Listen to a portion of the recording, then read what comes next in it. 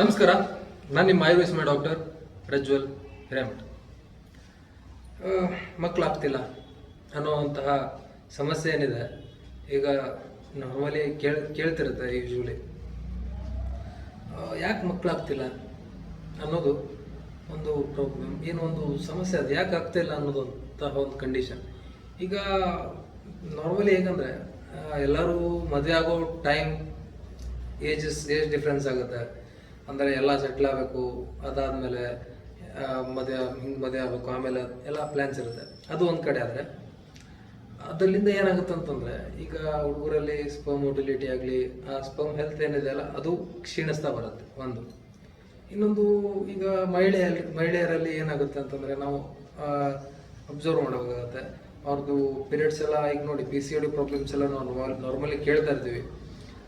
Approximately maximum ಜನ PCOD ಪ್ರಾಬ್ಲಮಿಂದ suffer ಆಗ್ತಿರ್ತಾರೆ. ಇದು one of the cos infertility, ಮಕ್ಕಳು ಆಗದೆ ಇರೋ ಕಾರಣ.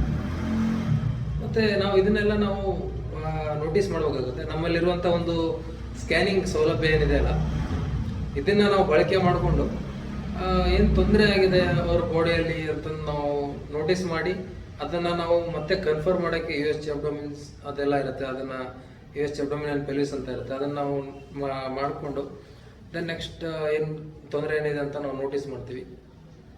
ಅದು ಓನ್ಲಿ ಸಿಸ್ಟ್ ಅಷ್ಟೇ ಅಲ್ಲ, ಮತ್ತು ಏನಾದರೂ ಬೇರೆ ಬೇರೆ ತೊಂದರೆ ಇತ್ತಂದರೆ ಅದನ್ನು ನಾವು ಪರಿಶೀಲನೆಯಾಗಿ ಮಾಡಿಕೊಂಡು ಆಮೇಲೆ ಲೈನ್ ಆಫ್ ಟ್ರೀಟ್ಮೆಂಟ್ ಹೋಗುತ್ತೆ. ಓವರಾಲ್ ಅಂದರೆ ಆಯುರ್ವೇದ ಟ್ರೀಟ್ಮೆಂಟೇ. ದೆನ್ ಇನ್ನು ಜೆಂಟ್ಸ್ ಹತ್ರ ಬಂದರೆ, ಈಗ ಹುಡುಗರು ಏನಾಗುತ್ತೆ ಅಂತಂದರೆ ಅದೇ ಸ್ಕ್ಯಾನಲ್ಲೇ ನಮಗೆ ಬರುತ್ತೆ. ನಮ್ಮಲ್ಲಿರುವಂಥ ಸ್ಕ್ಯಾನಿಂಗ್ ಸೌಲಭ್ಯದಲ್ಲಿ ಏನಾಗುತ್ತೆ ಅಂತಂದರೆ ಅವ್ರ ಸ್ಪರ್ಮ್ ಕೌಂಟ್ ಅಂದರೆ ಸ್ಪರ್ಮ್ ಅನಾಲಿಸಿಸ್ ಅಂತ ಬರುತ್ತೆ.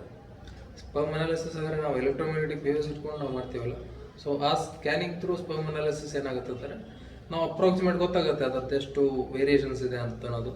ನಾವು ಕನ್ಫರ್ಮ್ ಮಾಡೋಕ್ಕೆ ಅಗೇನ್ ನಾವು ಲ್ಯಾಬಿಗೆ ಸ್ಪರ್ಮ್ ಸ್ಯಾಂಪಲ್ ಕಳಿಸಿ ನಾವು ಸಿಮನ್ ಅನಾಲಿಸಿಸ್ ಮಾಡಿಸ್ತೀವಿ.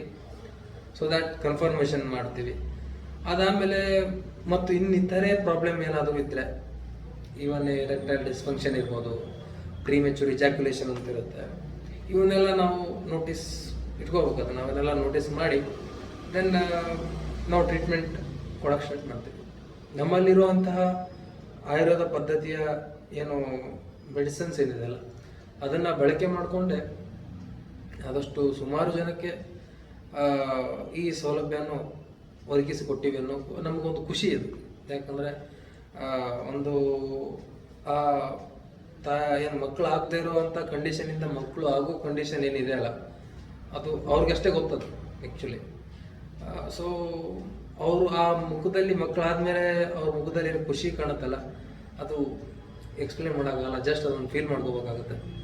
ನಮ್ಮ ಆಯುರ್ವೇದ ಥ್ರೂ ಎಲ್ಲ ಹೆಲ್ದಿ ಟ್ಯಾಬ್ಲೆಟ್ಸ್ ಎಲ್ಲ ಮೆಡಿಸಿನ್ಸ್ ಕೊಟ್ಟು ನಾವು ಇದ್ರ ಬಗ್ಗೆ ನಾವು ಇದನ್ನೆಲ್ಲ ಒಳ್ಳೆಯ ರೀತಿಯಲ್ಲಿ ಟ್ರೀಟ್ಮೆಂಟ್ ಕೊಡ್ತೀವಿ ಅನ್ನೋದು ನಮ್ಮ ಸೌಭಾಗ್ಯ ಅದಷ್ಟೇ.